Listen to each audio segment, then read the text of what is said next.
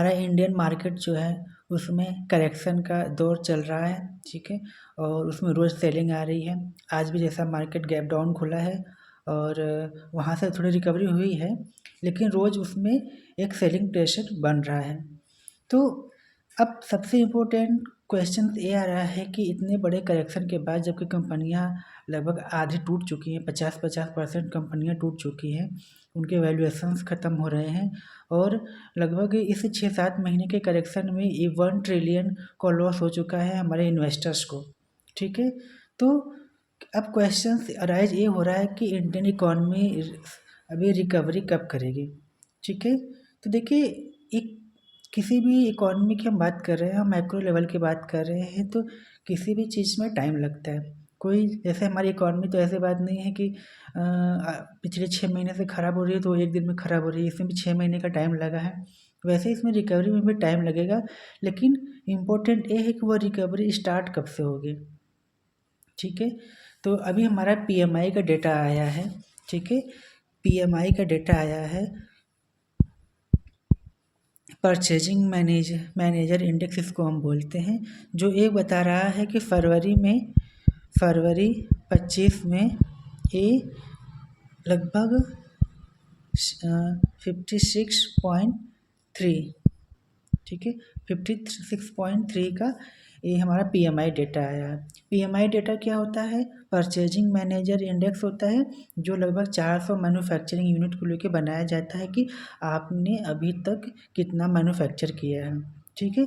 तो ये एक डेटा होता है जो 50 है या 50 के ऊपर है, तो ये बताता है कि इकॉनमी में क्या है, ग्रोथ है, और यदि 50 के नीचे है तो इकॉनमी हमारी क्या आ रही है, डाउन चल रही है, ठीक है। तो जो अभी डेटा आया है वो पिछले महीने से जनवरी 25 से कम आया है, ठीक है।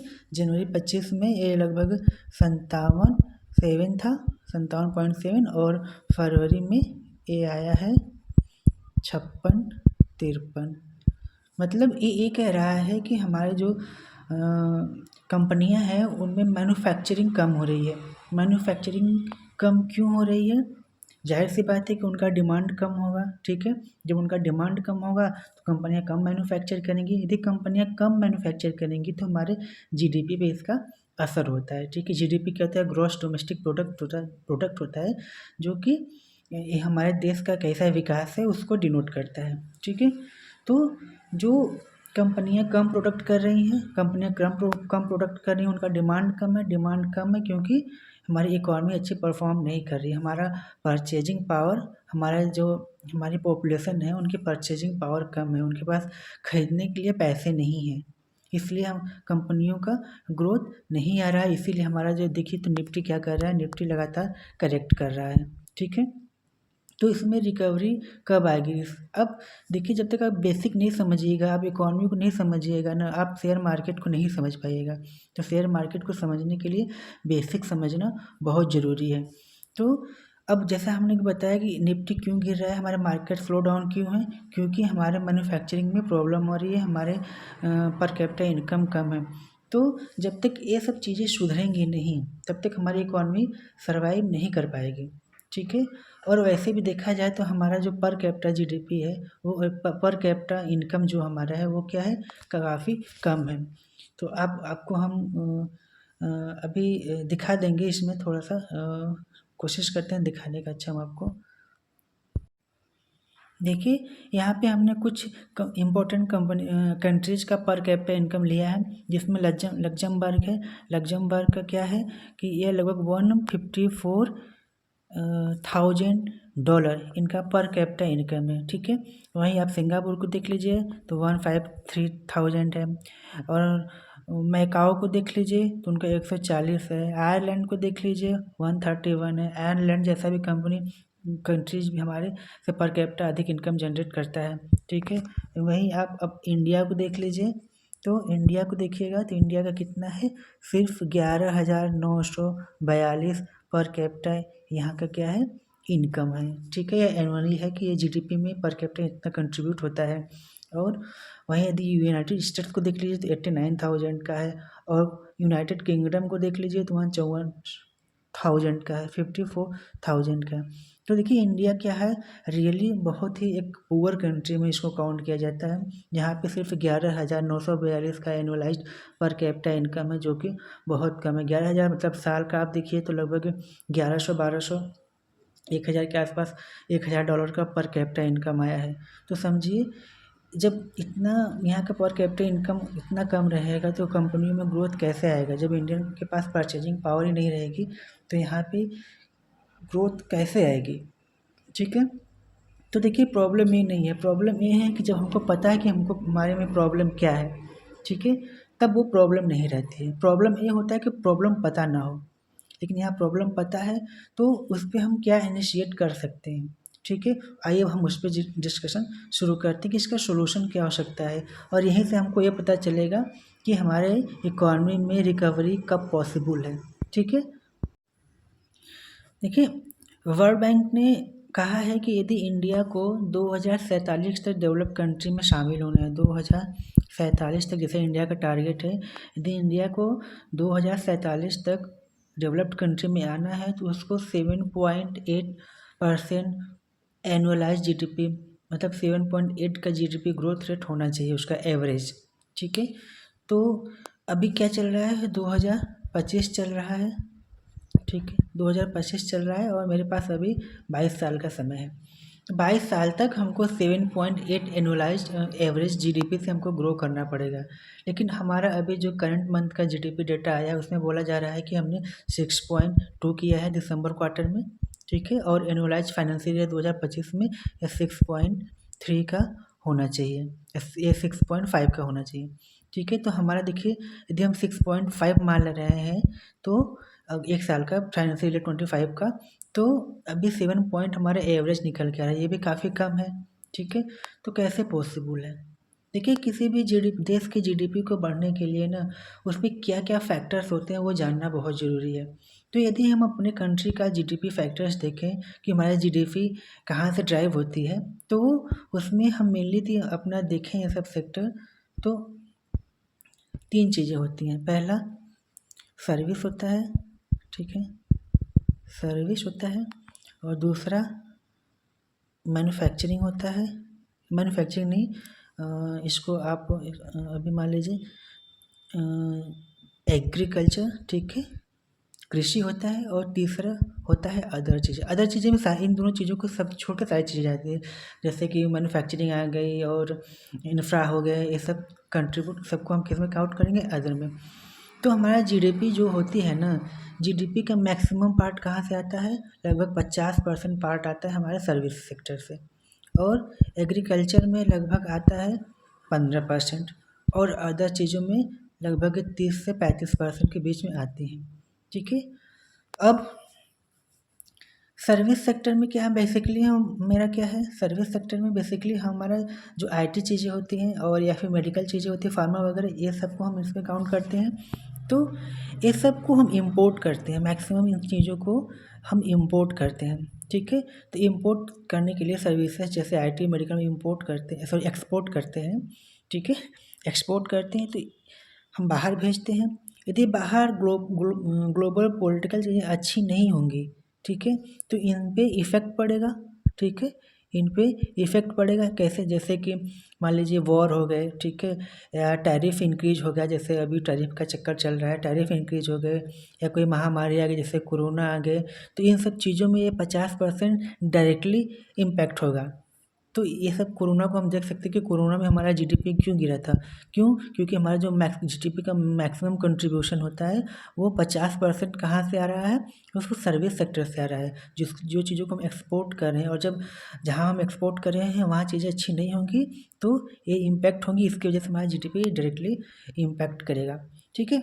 अच्छा, और देखिए 50% तो हमारा इससे आ रहा है सर्विस से, लेकिन हमारे जो इंडियन पॉपुलेशन है ना वो 950 मिलियन वर्किंग पॉपुलेशन, ठीक है, 950 मिलियन लोग काम करने वाले हैं, ठीक है, और जिनका एज ग्रुप 28 साल है, एवरेज एज ग्रुप है, मतलब हमारे पास हाई एनर्जेटिक पॉपुलेशन है, लेकिन हम उसको सही से प्रोडक्शन में कन्वर्ट नहीं कर पा रहे हैं, उनको जीडीपी में उनका कंट्रीब्यूशन नहीं ला पा रहे हैं, यही सबसे बड़ा थ्रेट है हमारे पास, ठीक है।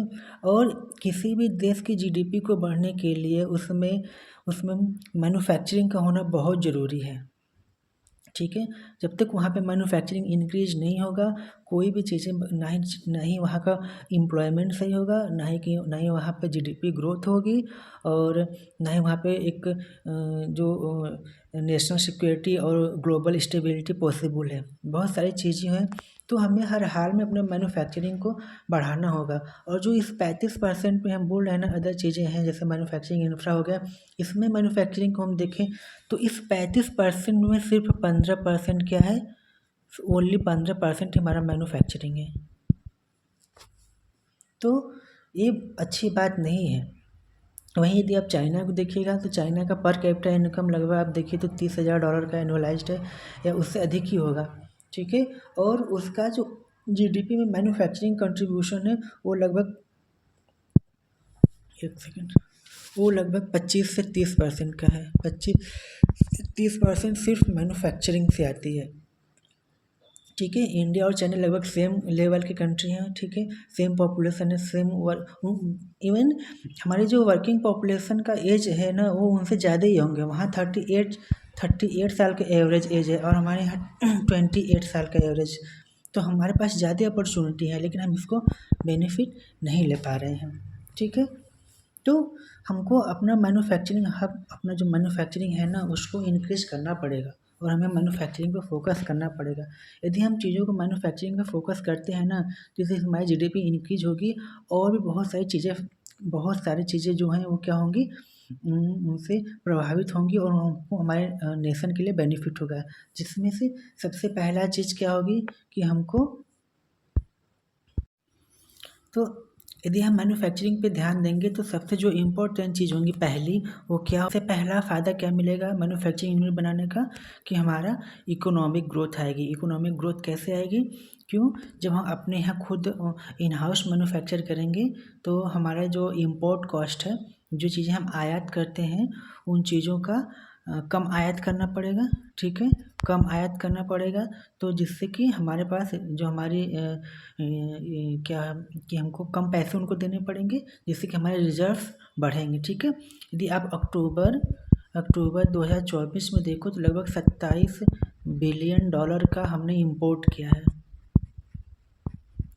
ठीक है। $27 बिलियन का हमने इंपोर्ट किया है। यदि हम खुद इन हाउस मैन्युफैक्चर करते हैं तो यह $27 बिलियन हमारे पास सेव रहते हैं, जो हमारे डेवलपमेंट में हमको काम आएंगे, ठीक है। तो खुद के मैन्युफैक्चरिंग होने का सबसे बड़ा फ़ायदा क्या है कि हमारा इकोनॉमिक ग्रोथ आएगी, और जिससे जीडीपी तो बढ़ेगी बढ़ेगी, साथ में हमारा क्या होगा, इम्पोर्ट कॉस्ट भी कम होगा, ठीक है। और दूसरी सबसे बड़ी बेनिफिट क्या मिलेगा हमको, दूसरा बेनिफिट मिलेगा कि हमारे पास क्या आएंगे, एम्प्लॉयमेंट आएगा,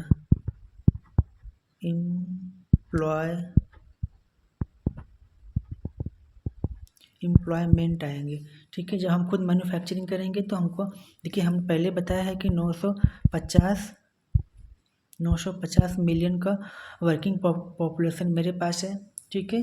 तो यदि हम खुद मैन्युफैक्चर करेंगे चीज़ों को, जैसे कि अभी हम चीज़ों को इंपोर्ट कर रहे हैं जो बाहर से आ रहा है बना बनाया, और हम सीधे उसको कंज्यूम कर लेते हैं, ठीक है। तो हम कंज्यूमर बन जाते हैं। लेकिन जहाँ खुद, तो कंज्यूमर बनने का एक सबसे बड़ा डिसएडवांटेज ये है कि हमारे एम्प्लॉयमेंट नहीं होती है, ठीक है।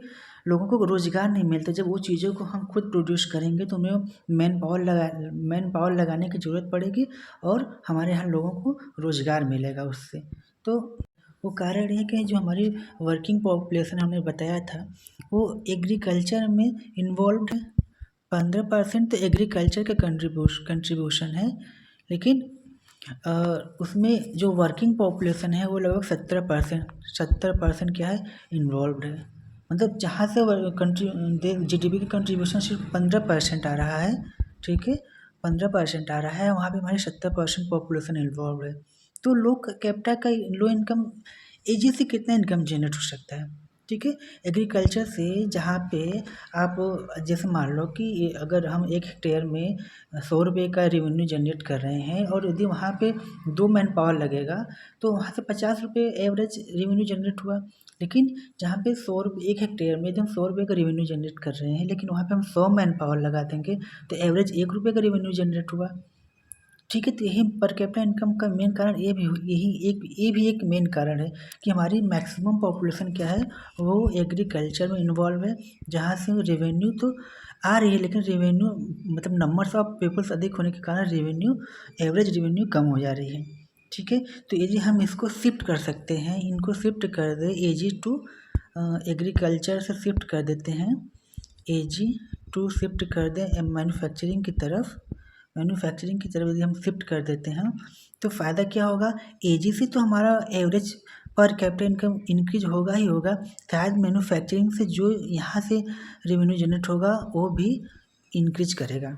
ठीक है, एक नया सोर्स ऑफ इनकम बन जाएगा, एक जो कि एक जीडीपी में इन्वॉल्व करेगा। मतलब यहाँ से एक एजी यदि ट्रांसफॉर्म करेंगे एजी टू मैन्युफैक्चरिंग तो एजी से तो आएगा ही आएगा, यहाँ से जैसे यहाँ से मैन पावर कम होगा ये एवरेज बढ़ जाएगा और ये मेरा नया यूनिट शुरू होगा तो यहाँ से भी जीडीपी का कंट्रीब्यूशन इंक्रीज हो जाएगा, जिससे कि हमारे जीडीपी का जो हमने अपना फोरकास्ट किया हुआ है 7.8 एनुअलाइज का, उसको अचीव करने में थोड़ी आसानी हो जाएगी। राइट, तो यदि हम मैन्युफैक्चरिंग करेंगे ना तो हमको एम्प्लॉयमेंट तो मिलेगा ही मिलेगा। इसीलिए 2014 में आप देखिएगा तो मेक इन इंडिया का इनिशिएटिव शुरू किया गया था। ठीक है, मेक इन इंडिया का इनिशिएटिव शुरू किया गया था, बट अनफॉर्चुनेटली वो फेल हो गया। फेल क्यों हो गया, क्योंकि हमारे पास जो वर्किंग पॉपुलेशन है ना वो स्किल्ड नहीं है। ठीक है, वो स्किल्ड नहीं है। स्किल्ड कैसे होगी, आप जब 70% पॉपुलेशन से सिर्फ एग्रीकल्चर कराओगे, ठीक है, खेत में काम कराओगे तो वो स्किल्ड कैसे होगी। इसीलिए मेक इन इंडिया का फेल हो गया। फिर वहाँ से स्किल्ड इंडिया का कि लोगों की स्किल्ड किया जाए, फिर सरकार ने इस लोगों को स्किल्ड अप पे ध्यान दिया और तब से सरकार चिल्ला रही कि स्किल्ड बढ़ाओ, अपने आप को स्किल्ड अप करो। ठीक है, जब तो अब इनको हमको ट्रांसफॉर्म करना है मैन्युफैक्चरिंग की तरह, तो हमको इनको स्किल्ड करना पड़ेगा। ठीक है, तो इनको स्किल्ड करना पड़ेगा और फिर इनको हमको मैन्युफैक्चरिंग में लगाना पड़ेगा, तब जहाँ से हमारी मैन्युफैक्चरिंग इंक्रीज होगी और देश का जीडीपी इंक्रीज होगा। ठीक है, ये तो दूसरा कारण था हमारे मैन्युफैक्चरिंग होने का कि यहाँ से हमको एम्प्लॉयमेंट आएगा। तीसरा एक और जो बड़ा फ़ायदा है मैन्युफैक्चरिंग करने, इससे एक ग्लोबल ना स्टेबिलिटी आएगी। ठीक है, ग्लोबल स्टेबिलिटी कैसे आएगी, देखिए अभी जैसे कि जब कोरोना आया था, कोरोना को हमने देखा है। ठीक है, हमने कोरोना के देखा और फिर जब कोरोना आया तो लोगों को चाइना से लोगों का क्या हो गया, विश्वास खत्म हो गया। ठीक है, फिर हम बात करने लगे China+1, फिर सारे ग्लोबल ने China+1 का अल्टरनेटिव खोजना शुरू किया कि अब हमको चाइना से अपना प्रोडक्शन नहीं करवाना है और चाइना को से हमें कोई भी ट्रेड अपना नहीं करना है। इसीलिए अमेरिका ने वहाँ पे अपना ट्रेड टैरिफ भी इंक्रीज किया है और इंडिया ने भी थोड़े बैन लगाए हुए हैं, वहाँ से सारे प्रोडक्ट्स नहीं आ सकते हैं। तो अब सभी लोग China+1 का अल्टरनेटिव खोज रहे हैं। तो China+1 का अल्टरनेटिव बनने के लिए इंडिया के पास बहुत बड़ी अपॉर्चुनिटी है। ठीक है, किस लेवल पे अपॉर्चुनिटी है कि यहाँ पे 970 मिलियन पॉपुलेशन वर्किंग है जो कि यंग है, जिनका एवरेज एज क्या है 28 साल है। ठीक है, और सबसे इम्पोर्टेंट चीज़ कि यहाँ पे जो लैंग्वेजेज है ना वो मिक्स लैंग्वेज है। यहाँ पे लोग कई लैंग्वेज को समझते हैं और बोलते हैं। जैसे यहाँ पे मैक्सिमम पॉपुलेशन आपको इंग्लिश बोलते हुए मिल जाएगी, तो जब आप इंग्लिश बोलते हो तो जो हमारे बहुत सारे कंट्रीज हैं उनके लिए आसानी होती है। जैसे चाइना में आप जाओ तो आपको बहुत कम लोग होंगे जो इंग्लिश बोलते हुए नजर आएंगे। ठीक है, आप नेपाल में जाओ बहुत कम लोग होंगे जो इंग्लिश बोलते हुए नजर आएंगे। मैक्सिमम इंडियन पॉपुलेशन वह इंग्लिश बोलती है। तो इंडिया का कई एडवांटेज हैं कि यहाँ का पॉपुलेशन एज है, वर्किंग पॉपुलेशन अधिक है, इंग्लिश पॉपुलेशन मतलब लोग यहाँ पे इंग्लिश बोलते हैं, वो भी हमारे लोगों को बहुत हेल्पफुल करती है फॉरेनर्स को। ठीक है, अपना यूनिट यहाँ पे लगाने के लिए। और हमारे यहाँ पर कैपिटा इनकम कम होने की वजह से यहाँ पे क्या है, वेजेज बहुत कम है। जैसे कि आप अमेरिका में यदि किसी से मतलब काम कराते हो तो आपको लगभग $100 पर आवर देने पड़ते हैं। ठीक है। लेकिन आप यदि वहीं आप इंडियन से कराओगे तो $1 $2 पर आवर्स में हो जाएगा, 1 घंटे के $1-2 में हो जाएगा। तो हमारे मजदूरी भी कम है, जिससे जो कंपनियां यहाँ पे मैन्युफैक्चरिंग करेंगी या हम खुद मैन्युफैक्चर करेंगे तो हमारा जो है मैन्युफैक्चरिंग कॉस्ट कम आएगा, ठीक है। तो इन सब के एडवांटेज के बावजूद भी इंडिया को क्या चाइना +1 का अल्टरनेटिव बन पाया है? तो इसकी यदि आप डीपली स्टडी करिएगा तो वह है नो। इंडिया ने चाइना +1 का अल्टरनेटिव नहीं बन पाया है। क्यों? अगेन इंडिया की जो पॉपुलेशन वो स्किल्ड नहीं है, इंडिया के पास स्किल्ड नहीं है। और दूसरा बड़ा कारण क्या है? पहला कारण तो क्या है? स्किल्ड की कमी है, ठीक है। इंडियन पॉपुलेशन के पास स्किल्ड नहीं है। और दूसरा क्या है? यहाँ पे रेगुलेटरी या रेड टेप रेगुलेटरी पावर, इससे कि यहाँ बहुत सारी पॉलिसीज हैं ना जिनके जो मतलब मैन्युफैक्चरिंग लगाने के लिए लोगों को विनिर्माण करने के लिए मतलब उनको प्रमोट नहीं कर सकती है, मतलब नहीं करती है, या थोड़ा सा और ईज ऑफ बिजनेस नहीं है यहाँ की रेगुलेटरी में। तो इंडिया चाइना +1 का इन 2 बड़े कारणों की वजह से नहीं बन पाया है। और इसका डायरेक्टली फ़ायदा मिला है वियतनाम को। यदि आप वियतनाम को देखिएगा तो उसका जो मैन्युफैक्चरिंग का जीडीपी में ग्रोथ है वो हर साल लगभग 15% से बढ़ रहा है। और हमारी जीडीपी क्या कर रही है? हमारी जीडीपी तो डाउन जा रही है, लेकिन उनकी जीडीपी क्या कर रही है? बढ़ रही है, ठीक है। तो इसका इंडिया का डायरेक्ट फ़ायदा किसको मिल गया है? वियतनाम को। जबकि किसको मिलना चाहिए था इंडिया को, लेकिन इंडिया को नहीं मिल गया। किसको मिल गया? वियतनाम को मिल गया।